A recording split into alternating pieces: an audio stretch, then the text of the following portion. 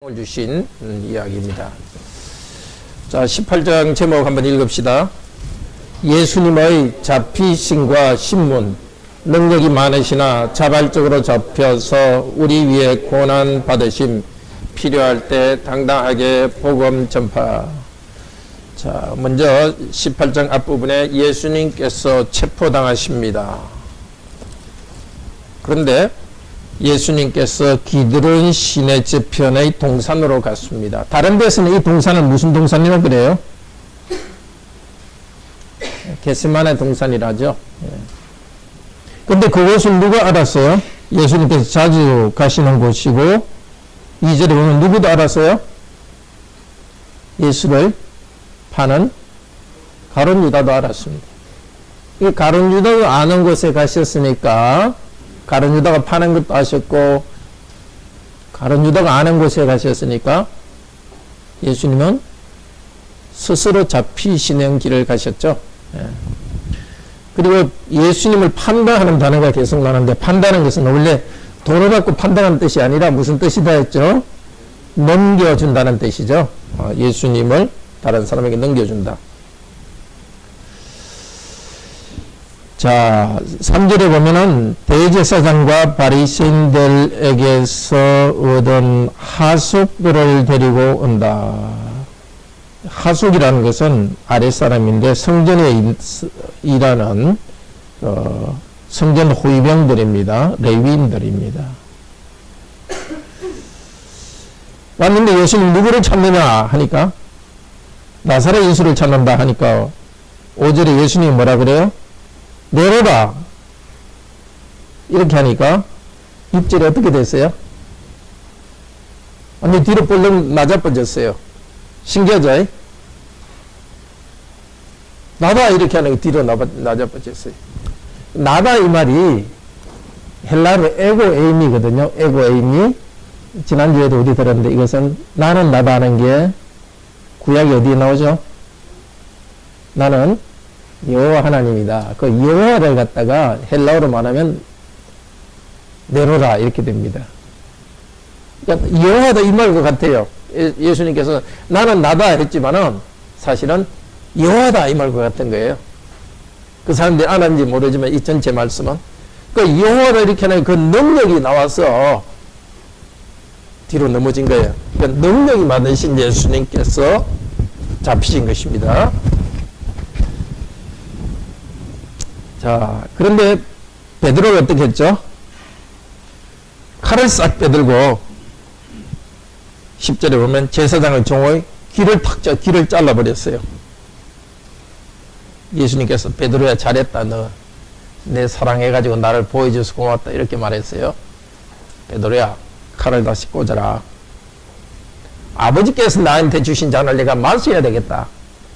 이 십자가의 길은 내가 힘이 없어서가 아니라 너희들을 구원하기 위해서 세상을 구원하기 위해서 아버지께서 내게 준 잔이기 때문에 받아야 되겠다. 받았습니다. 자, 예수님께서 스스로 우리를 위해 고난 받으셨습니다. 감사합시다. 그리고 우리도 예수님 뒤를 따라갈 때 이렇게 알고도 고난 받아야 될 때 많습니다. 주님께서 우리에게 마시라고 한 잔 피하면 안 됩니다. 힘들더라도 잔을 마셔야 됩니다. 자, 이제 두 번째, 체포당한 다음에 12절부터 40절까지는 대제사장 앞에서 신문당합니다. 이 사람들이 어디로 끌고 갔느냐면 12절부터 안나스라는 대제사장으로 앞에 끌고 갔는데 안나스는 그때 대제사장인 가야바의 장인이에요. 근데 이때 대제사장은 로마 사람들이 막 대제사장을 자꾸 갈아치우고 이랬어요. 그러니까 이게 옛날 대제사장, 였던 안나스도 그냥 대제사장이라고 불러요. 그 집에서, 예수님께서 끌려가셨고, 그런데, 끌려가서 안나스한테 신문당한다는 이야기 전에 무슨 이야기가 먼저 나와요? 15절부터 보면, 베드로가 예수님을 따라가는데 거기 안으로 들어갈 수 없었던 거예요. 대제사장 집 마당이니까. 그래서 어떻게 했어요? 아는 사람을 통해서 살짝 들어갔어요. 예.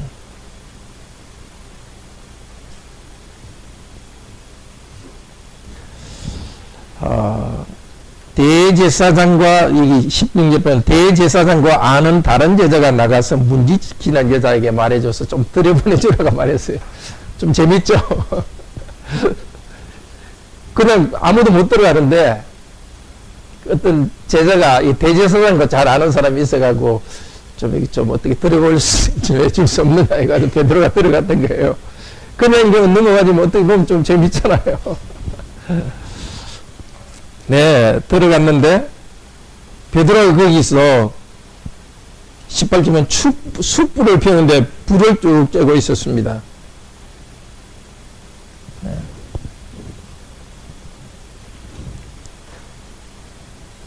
근데 그때 신문 당하는 중에 베드로는 예수님을 부인합니다. 참 불은 왜 쬐었는지 모르겠어요. 예수님은 그렇게 고난당하고 있는데 춥다고 불이나 쬐고 있고 그것도 좀 이상하고 예수님은 모른다고 부인했습니다. 그리고 이제 예수님이 신문당하는 이야기가 19절부터 나옵니다. 물으니까 예수님께서 20절에서 내가 다 공개적으로 말했다 하면서 별로 말씀을 하지 않았습니다.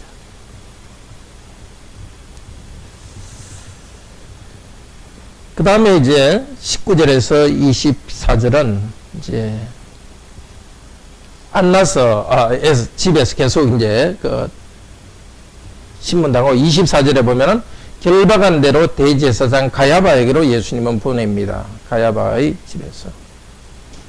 그 다음 이야기도 또 무슨 이야기입니까? 가야바의 집 안에서 어떻게 신문을 당한 이야기보다도 어느 이야기에 초점이 맞춰지죠? 베드로가 예수님을 부인한 데 초점을 맞춰지고 있는 거예요. 그러니까 이 요한복음 잘 읽어야 되는 거예요. 앞부분에서는 이 베드로의 부인에 지금 초점이 맞춰져 있어요. 예수님이 신문 당하는 것보다. 거기서 또 두 번이나 베드로는 예수님을 더 부인합니다. 두 번째, 세 번째 부인했고 곧 27절에 닭이 울었습니다. 예수님께서 말씀하신 대로 베드로는 닭이 두 번 울기 전에 예수님을 세 번 부인했습니다. 자, 이렇게 이제 예수님은 먼저 유대인들에게 신문을 당했습니다. 바로 유대인들은 메시아를 기다렸습니다. 자기들이 그토록 기다렸던 메시아가 왔는데도 메시아를 정죄하고 죽이려 하고 있습니다. 참 어리석은 일입니다. 우리는 그렇게 어리석어서는 안 되겠죠. 그리스도께서 우리에게 찾아오시는데 그것도 모르고 그리스도와 대적해서는 안 되겠습니다. 그리스도께서 우리에게 오실 때 항상 영광스러운 모습으로 오지 않습니다. 초라한 모습으로, 정말 약한 모습으로 오시고, 오늘날 그리스도의 모습은 사실 교회 안에 있습니다. 그리스도의 몸인 교회도 그렇게 영광스럽지 않습니다. 교회를 우리가 가볍게 대하기보다도 그리스도를 가볍게 대하는 그런 일이 없도록 존중하면서 교회와 성도들을 대해야 되겠습니다. 자, 이제 두 번째로 빌라도의 법정에서 신문당합니다. 그것이 28절부터 이제 40절입니다. 18장 28절부터인데, 자, 빌라도에게 끌고 가서 사람들이 고소를 하는데, 빌라도가 너희 법대로 재판하라. 너희 율법대로 재판하라. 또 그 사람들은 30절에 보면 이 사람은 행악자다. 이렇게 하면서 말했는데, 그러면 유대인들은 어떤 기준으로 행악자라고 처음 말했겠습니까? 율법의 기준을 따라서 행악자라고 말했을까요? 로마법의 기준을 따라서 악을 행했다고 말했을까요? 대제사장이 빌라도한테 가서 이 사람이 죄를 지었다 할 때 31절에 너희 법대로 율법대로 재판하라 이렇게 말한 걸로 봐서 지금 유대인들은 예수님이 율법을 어겼다고 고소하면서 빌라도에게 왔습니다.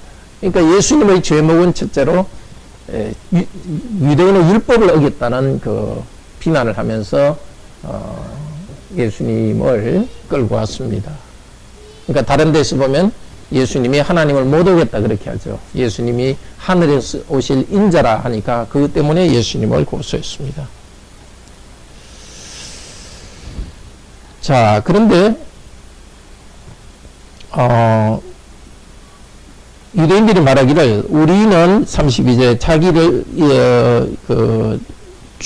죽일 권한이 없다 이렇게 말했는데 32절에 이것은 예수님께서 어떤 죽음으로 죽을지를 말하셨다 이렇게 했는데 요한복음 12장 32절에 예수님께서 하신 말씀이 있습니다. 한번 봅시다. 앞쪽으로 넘겨서 12장 32절에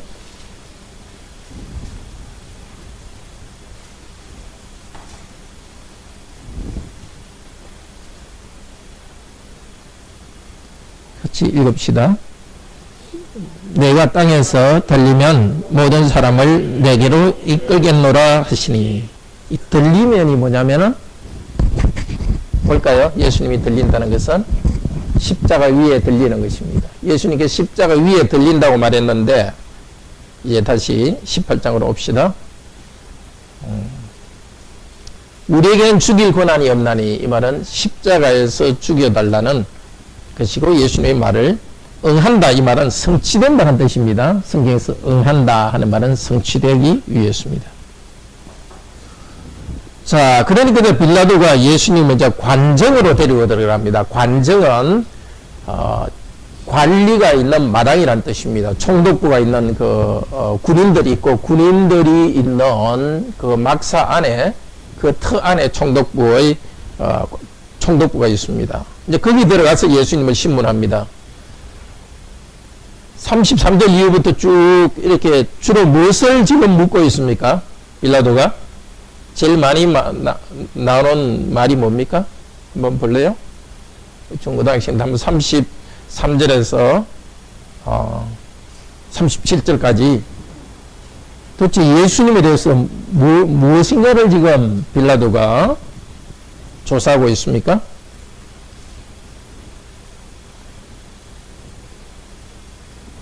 무슨 말? 많이 나오죠? 나라, 왕. 나라는 말은 여기 왕국이라는 뜻이거든요. 도대체 예수님을 유대인의 왕이라고 말한다고 하면서 끌고 왔는데 진짜 어떤 왕인지 물었어요. 네가 왕이냐? 그러니까 예수님께서 나는 왕이다 이렇게 해놓고 뭐라 그럽니까? 우리 36절 같이 읽읍시다. 예수께서 대답하시되 내 나라는 이 세상에 속한 것이 아니라 만일 내 나라가 이 세상에 속한 것이었으면 내 종들이 싸워 나도 유대인들에게 넘기지 않게 하였으리라. 이제 내 나라는 여기에 속한 것이 아니니. 알다도 모를 일이죠. 나는 왕이고 내 나라는 있다 말해놓고 내 나라는 여기에 없다. 아마 빌라도도 혼돈되었을 것 같아요. 자, 우리는 혼돈되지 맙시다. 예수님이 왕이고 예수님의 왕국이 있습니다. 바로 우리가 예수님을 고백하고 있는 이 교회가 예수님의 나라하고 왕국입니다. 그리고 예수님 나라와 왕국은 예수님 재림하실 때 완전히 이루어질 것입니다. 그렇지만 예수님의 왕국은 이 세상과 관계 없느냐? 관계 있죠. 이 세상 안에서 그 나라의 힘은 나타납니다. 그러니까 이 세상 나라에서 권력이 큰 것은 지금 중국이나 미국 그것이 큰 권력이 크죠. 당시에는 로마고 그 나라의 권력이 있고 예수님의 나라는 힘이 없어 보입니다. 또 그렇게 큰 나라 힘으로 나타나지 않습니다. 그렇지만 지금 이 땅에서 예수님의 나라는 힘으로 나타납니다. 바로 우리가 예수님을 고백하고 예수님의 순종하여 살아가는 우리 교회, 가정, 성도들이 살아가는 그곳마다 예수님의 나라가 나타납니다. 우리의 사명은 이 세상에 속한 어떤 큰 권력, 높은 것을 추구하는 것이 우리 목적 아닙니다. 필요해서 예수님의 나라를 나타내기 위해서 그게 필요합니다. 돈도 필요하고 또 관직에도 높은 자리에 올라가는 도 필요합니다. 그렇지만 그것이 이 세상에 높은 것이 예수님의 나라는 아닙니다. 그 가운데서 우리가 순종하여 나타난 것이 예수님의 나라입니다.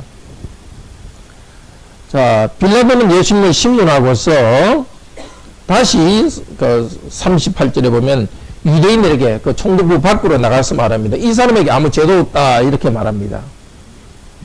이제 19장에서 마지막 예수님은 신문을 받고 이제 십자가에 달립니다. 19장 제목 읽어봅시다. 십자가의 저주받아 우리 구원하신 하나님의 아들과 왕 믿음으로 고백하자. 자, 19장은 18장에 계속 연결됩니다. 빌라도 법정에서 신문당하신 것, 빌라도 법정에 끌려가시고 빌라도가 신문당한 것, 이제 이어서 세 번째로 빌라도가 채찍질합니다. 군인들은 예수님을 조롱합니다. 채찍질한 이유는 빌라도가 이제 예수님이 죄가 없어 보이니까 많이 때려가지고 유대인들의 어떤 그 동정심을 사서 지금 예수님을 놓아주려고 총독부 안에서 예수님을 많이 때렸습니다. 근데 예수님을 때릴 때도 군인들은 2절 3절에 보면 어떻게 했죠? 가시로 왕관을 쓰고 자색 옷은 그 보라색, 빨간색 계통의 보라색인데요. 누가 입는 옷이냐면 왕이 입는 옷입니다. 그 앞에 절하면서, 절하는 것은 왕에게 하는 것입니다. 왕의 관, 왕의 옷 절하면서 유대인의 왕이여 평안할지어다. 비꼬는 거죠. 손바닥으로 때렸습니다. 예수님이 왕이라는 것을 비꼬며 때리는 것, 그것이 예수님이 당하는 고난의 핵심입니다. 왕이라는 것은 그리스도입니다. 그리스도로 다스리지만 이 세상에서 낮아지셨고 세상에서 힘을 보이지 않았기 때문에 조롱받으십니다. 자, 이렇게 때린 다음에 아마 상처도 났겠죠. 근데 오늘 예수님 피가 났다든지 상처가 났다든지 그런 말 아무것도 하지 않습니다. 그것이 핵심은 아니기 때문입니다. 조금 이따 보겠지만 6절에 보면 예수님을 끌고 나가죠. 봐라, 이 사람이다. 이렇게 내가 때렸으니까 좀 나아지면 어떻겠냐, 그 뜻으로 말했습니다. 근데 유대인들이 6절에 뭐라 합니까? 십자가에 못 박으소서, 십자가에 못 박으소서.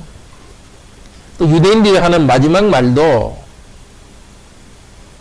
15절에 십자가에 못 박으소서, 십자가에 못 박으소서. 처음과 끝에 십자가에 못 박으라고 합니다.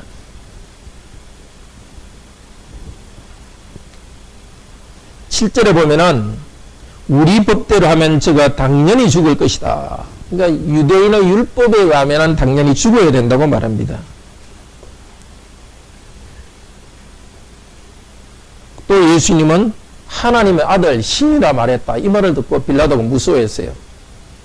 빌라도는 여호와 하나님은 믿지 않았지만 신이 있다는 것을 믿었거든요. 요즘은 뭐 무신론자들이지만 그때는 다 불신자들도 다 신이 있다는 걸 믿었어요. 그러니까 이 사람이, 이 청년이죠. 예수님이 33살 먹은 청년이 하나님의 아들이라 하니까 이 진짜 하나님의 아들이면 어쩌지 하고 무서웠던 거예요. 그리고 다시 9절에 보면은 예수님을 꽂고 다시 또 총독부 안으로 또 들어가요. 그러니까 안으로 들어갔다 나왔다가 들어갔다 나와. 지금 빌라도가 지금 뭐 초조해가지고 왔다 갔다 하는 모습 보이죠. 그리고 예수님은 다시 물어요. 내가 너를 놓아줄 권세도 없고 못 박을 권세도 있다. 이러니까 예수님께서 11절에 위에서 권세 주지 않았으면 너가 이걸 할 수 없다. 예, 빌라도가 더 무서웠겠죠.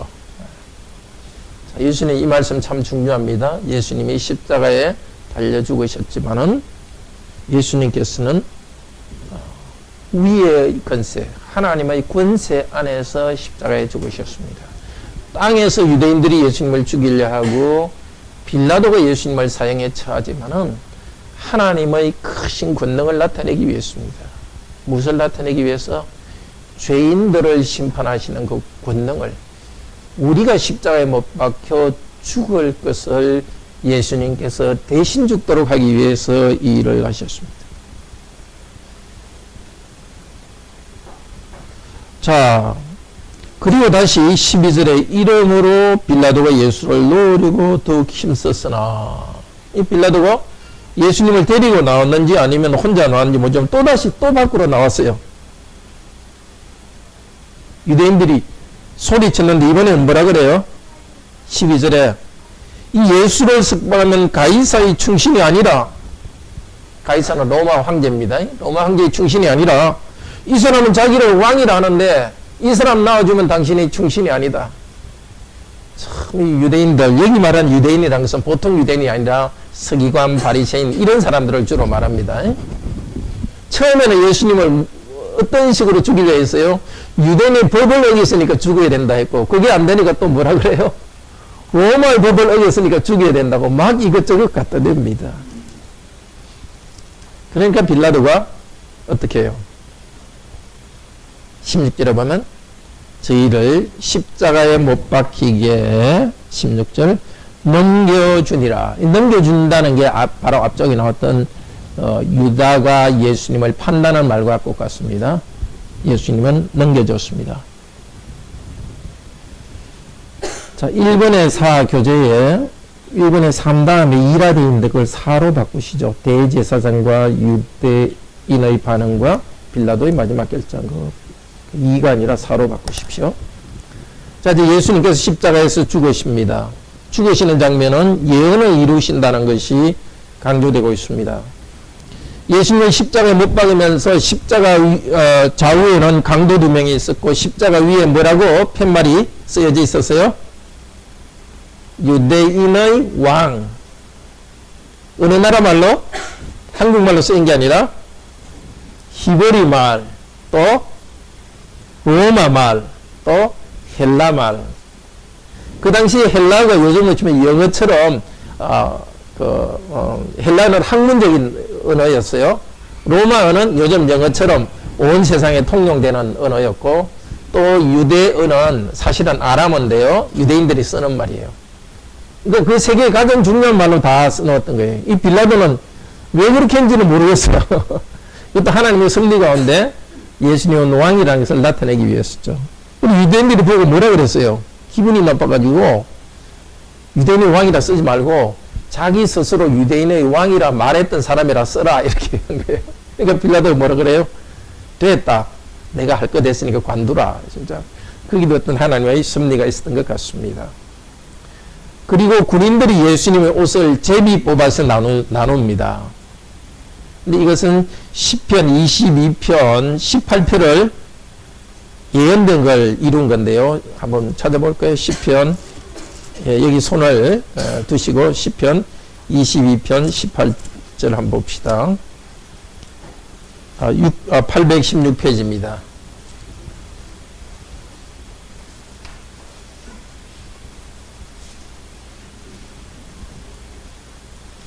(22편) 18절 같이 읽을까요? 내 겉옷을 나누며 속옷을 제비 뽑나이다. 여호와여 멀리하지 마옵소서. 나의 힘이여 속히 나를 도우소서. 제비 뽑는 때 예수님이 뭘 하시는지 알겠죠? 여호와여 나를 도우소서. 하나님을 의지하여 십자가에 못 박혔습니다. 1절 2절 22편 1절 2절은 뭐라 그러죠? 나의 하나님 어찌하여 나를 버리시나이까. 그러니까 요한복음에서 이 22장 18절만 인용하지만은 사실은 22장 전체를 인용하는 것과 같은 거예요. 신약에서 구약성경의 한 구절을 인용할 때는 앞뒤 걸 전체를 인용할 때 많아요. 그러니까 마태복음에서는 22장 1절을 2절을 인용했죠. 이것을 예수님께서 이루시도록 하기 위해서 군인들이 예수님의 옷을 제비 뽑아 나누었습니다. 그리고 25절에 보면은 예수님의 십자가 밑에 예수님의 어머니와 사랑하는 제자가 거기 있었습니다. 사랑하는 제자는 누구죠? 예수님이 사랑하는 제자? 다 사랑했지만 사랑하는 제자라고 특별히 말할 때는 요한을 말합니다. 이 요한복음을 쓴 요한. 예수님은 돌아가시는데 장남이 죽으니까 어떻게 해요? 예수님이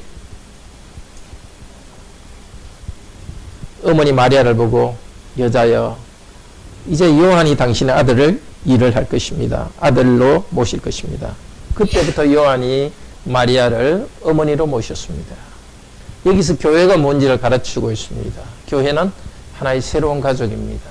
정말 옛날에는 하나님을 믿기 때문에 순교당하기도 하고 그럴 때 교인들이 그 가족을 자기 가족으로 모셨습니다. 우리나라 이렇게 핍박당할 때도 그렇게 성도들이 서로 가족처럼 서로를 받아들였습니다. 지금도 마찬가지겠죠. 우리가 정말 오늘 예배드리러 나온 성도들, 뭐 순교당한 성도들 가족은 아니지만 다들 이렇게 하나님 뜻대로 살려 하다가 많이 수고를 했습니다. 정말 반가운 가족 맞듯이 우리가 서로를 환영하기를 바랍니다. 그리고 또 교회 예배를 떠나서도 서로에 대해서 가족처럼 서로 관심을 가지고 사랑하기 바랍니다. 자, 이제 28절부터 30절에 예수님이 죽으십니다.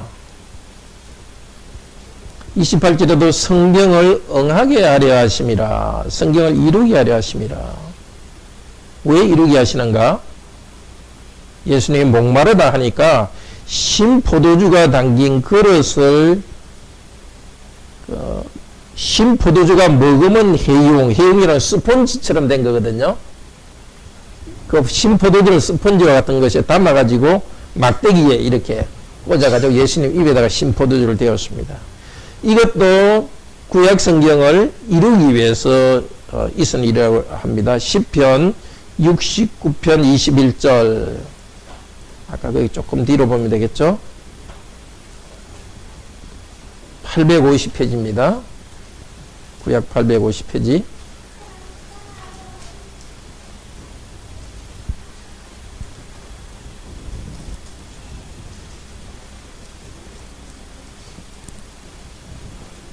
(851페이지) 같이 읽읍시다. 저희가 썰개를 나의 식물로 주며 가랄 때에 초를 마시었사오니. 식물이라는 것은 음식입니다. 쓴 썰개를 음식으로 주고 목마른 때 초를 마셨다. 이 사실 시편 69편은 한 6번이나 이 신약에 인용됩니다. 그 다음 절 22절에 저희 밥상이 올무가 되게 하시며, 이거는 사도행전에서 인용되는데요. 유다에 대해서 하는 말입니다. 유다를 하나님께서 올무가 되게 하시옵소서 하면서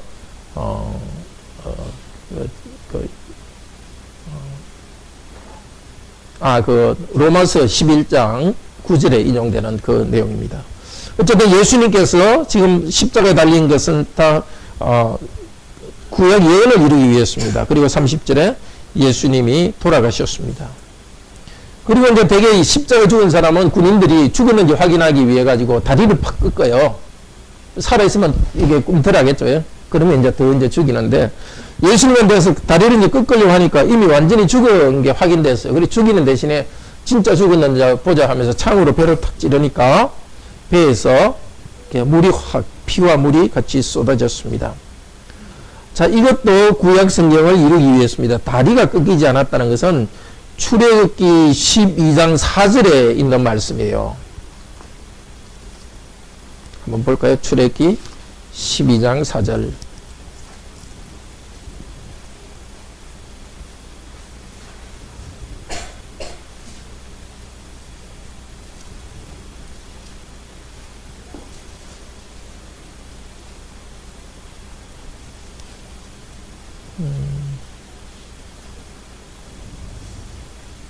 출애굽기 12장 4절이 아니라 46절. 예, 46절. 6월절 양을 먹는데 같이 읽읍시다. 12장 46절. 한 집에서 먹되 그 고기를 조금도 집 밖으로 내지 말고 뼈도 꺾지 말지며. 6월절 양을 먹을 때 뼈를 꺾지 말라 그랬어요. 예수님이 사실 6월절에 지금 돌아가시죠. 6월절 양이기 때문에 뼈를 꺾지 않도록 했습니다. 그리고 창에 찔린 것도 스가랴서 12장 10절에 나온 내용인데요. 스가랴서는 조금 선짓습니다. 뒤로 나가는데 한번 봅시다. 구약 성경 12장 10절 1323페이지입니다.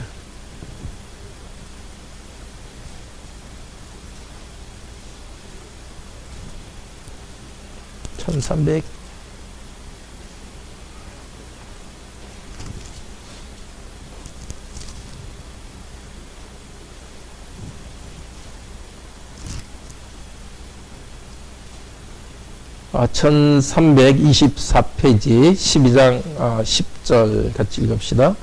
내가 다윗의 집과 예루살렘 거민에게 은총과 강구하는 심령을 부어주리니 그들이 찌른 바 그를 바라보고 그를 위하여 애통하기를 독자를 위하여 애통하듯 하며 그를 위하여 애통하기를 장자를 위하여 애통하듯 하리로다. 창이 찔렸다고 예언했듯이 예수님께서 창에 찔렸습니다. 그런데 스가랴서에는 찌른 눈을 바라보고 애통하고 회개한다 그 예언되어 있죠. 이대로 사실 예수님이 찔렸을 때 그 여인들이 울었죠. 근데 또 왜 우느냐? 회개하며 우는 겁니다. 이걸 통해서 뭘 나타내 보여주나? 주는가 하면은 예수님이 십자가에 못 박혔지만 이제 조금 후에 그들이 예수님이 십자가에 못 박힌 것을 생각하면서 사람들이 회개하면서 예수님께 돌아올 것을 예언하고 있습니다. 이거는 예수님이 십자가에 돌아간 것에 대해서 4번이나 구약 성경이 이루어졌다고 하나님의 뜻을 이뤘다고 합니다. 자, 십자가에 들어가신 다음에 예수님의 장례는 누가 치릅니까? 아리마대 요셉, 이스라엘 국회의원이고 또 39절에 보면 니고데모도 나왔습니다. 니고데모는 앞쪽에 몇 장에 나오냐면 3장에 나오죠. 예수님을 믿으면서 자기가 믿는다는 것을 감추었던 사람. 이제는 예수님을 믿는다는 것을 공개적으로 나타내면서 믿음이 더 성장합니다. 참 신기한 일이죠. 예수님의 고난과 약해 보이는 그 순간에 새롭게 제자가 더 성장하고 있습니다. 우리 이런 용기가 필요하겠죠. 예수님께서 정말 모욕당하고 있을 때, 이 시대도 예수님은 모욕당하고 사람들이 예수님을 인정하지 않고 있습니다. 그럴 때 우리는 서서 예수님을 인정하는 그런 사람들이 되기 바랍니다. 20장 부활 이야기입니다. 20장 같이 읽읍시다.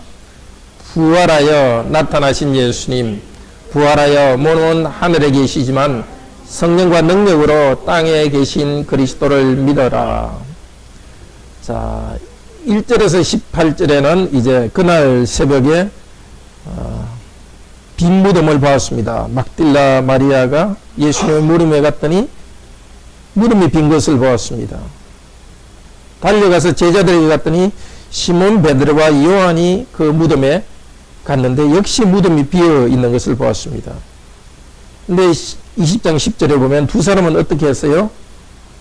읽어볼까요? 이에 두 제자가 자기 집으로 돌아가니라. 참 이상하죠?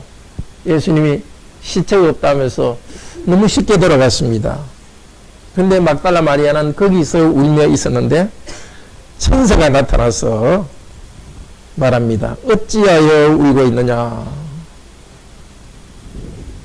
그때 뒤를 돌아보니까 어떤 사람이 있었는데 처음에는 예수님인 줄 알지 못했습니다. 근데 그분이 마리아야 하는 순간 듣던 목소리인 줄 알았어요.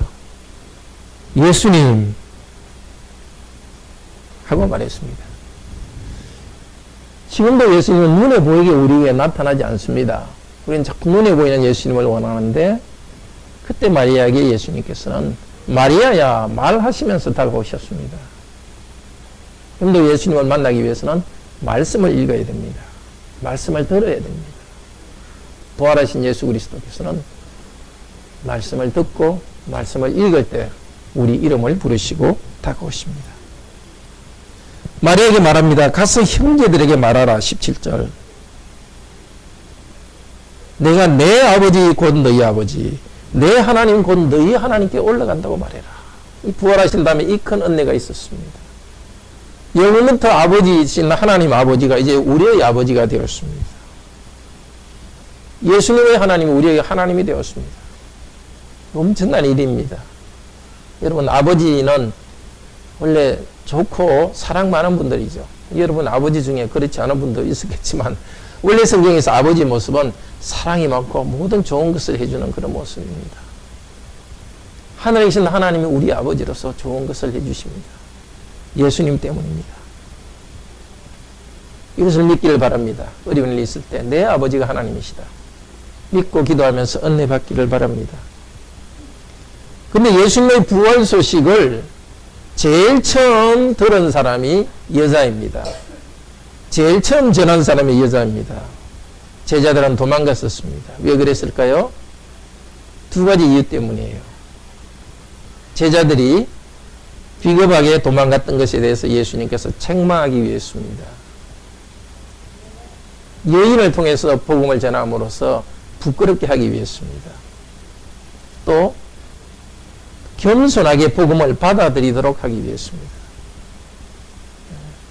교만하게 나는 안다 이렇게 하지 않고 항상 겸손하게 복음을 받도록, 앞으로 복음을 전할 때도 항상 참 우리들이 다른 사람을, 여인을 통해서 복음을 받았다는 것을 알고서 겸손하게 하도록. 왜냐하면 당시 유대사회에서는 재판할 때 여자들은 증인으로서 어떤 효과가 없다고 이렇게 그 정도로 여자를 무시하는 그 상황이었는데, 예수님께서는 부활의 증인으로서 이 여성을 택했던 겁니다. 두 번째는 복음은 항상 들어서 깨닫는다는 것을 우리에게 알도록 하기 위해서입니다. 내가 그냥 복음을 깨닫고 노력해 사는 것이 아니라 반드시 들어야 되는 것입니다. 제일 처음 복음을 전했던 사람도 들었습니다. 막달라 마리아도 예수님 부활한 장면은 보지 못했습니다. 천사로부터 복음을 들었어요. 자기가 들은 말을, 또 예수님께 들은 말을 제자들에게 전해 주었어요. 하나님을 만나는 것은 계속 복음을 듣고 전하는 이것을 통해서 이루어집니다. 자, 그리고 이제 그 뒤에는 예수님께서 제자들에게 나타난 두 장면인데, 제자들에게 나타나셔서 20절에 뭐라 그럽니까? 이 19절에 평강이 있을지어다. 26절에도 평강이 있을지어다. 부활하신 예수님께서는 우리에게 오셔서 지금도 평화를 주십니다. 불안한 우리들에게 예수님을 믿을 때 신비하게 마음의 평화를 주십니다. 이 땅에서 여러 고난 가운데서도 그것을 헤쳐갈 수 있는 힘을 주십니다. 22절에 성령을 받으라. 누구의 죄든지 사하면 사해질 것이요. 교회의 사명입니다. 교회 안에 성령이 있고, 교회가 하는 제일 중요한 일은 죄를 용서하는 일입니다. 성령님을 따라서 말씀을 전할 때 죄 용서하는 사명이 교회에 있고, 또 죄 용서받는 성도들이 성령님을 따라 삽니다. 다 알지만 도마는 그때 없었죠. 예수님이 처음 나타나실 때. 나는 예수님 손을 직접 보고 그 손에다가 내 손가락 집어넣어 봐야 되겠고, 창허리 자국에 내 손가락 집어넣어 봐야 되겠다. 예수님 진짜 오셔서 도마야. 그러니까 도마 깜짝 놀랐겠죠. 손가락 너 손에 집어넣어 봐라. 허리에 집어넣어 봐라. 도마가 뭐라고 얘기합니까? 28절에 나의 주여 나의 하나님입니다. 도마가 손가락 집어넣었을까요? 안 집어넣었을까요? 진짜 예수님 한번 집어넣어볼까요? 이랬을까요? 아마 엎드렸겠죠, 그죠? 이 도마의 이야기는 우리를 위해서입니다. 우리도 보지 않고 이제 예수님을 믿습니다. 듣고 예수님 믿도록 한 겁니다. 또 하나 할 수 있는 것은, 부활하신 예수님께서는 손에 못자국이 있어요. 허리에 창자국이 있는데, 그 말은 지금 하늘에 계신 그리스도께서 그것이 있다는 뜻이에요. 계시록의 5장에서도 나오거든요. 예수 그리스도의 모습이 나오는데 죽임당한 어린 양과 같다. 상처가 있는 어린 양과 같다. 그렇게 나오거든요. 그래서 영원히 예수 그리스도께서는 우리 죄를 용서하는 구원주로서 남아있을 것입니다. 그 예수님을 여러분이 만나기를 바랍니다. 21절은 우리 오늘 설교 들을 말씀인데요. 호숫가에서 있은 예수님을 만난 이야기고, 베드로에게 내 양을 먹이라고 사명을 주신 이야기입니다. 함께 기도합시다. 자비로우신 하나님, 하늘에 계신 예수 그리스도여, 유대인의 법을 어겼다고, 로마의 법을 어겼다고 누명을 뒤집으셔서 십자가에 달려 고난받고 죽으셨습니다. 우리가 하나님께 받아야 될 심판을 그것을 통해서 받으셨습니다. 그러나 그리스도께서 부활하셔서 제자들에게 성령을 주시고 너희들이 죄를 용서하는 일을 하라고 말했습니다. 제자들에게 예수 그리스도의 복음을 전해 주었습니다. 그 복음을 듣고 우리도 죄 용서받는 이 은혜를 누렸습니다. 계속해서 이 복음 말씀 듣고 손에 못자국, 허리에 창자국 있는 예수 그리스도를 우리 주님으로 계속 받아들이고 죄 용서받게 하소서. 더 이상 죄의 노예가 되는 것이 아니라 성령님을 의지하여서 거룩한 삶을 살아가도록 은혜를 주소서. 주 예수 그리스도 이름으로 기도드립니다. 아멘.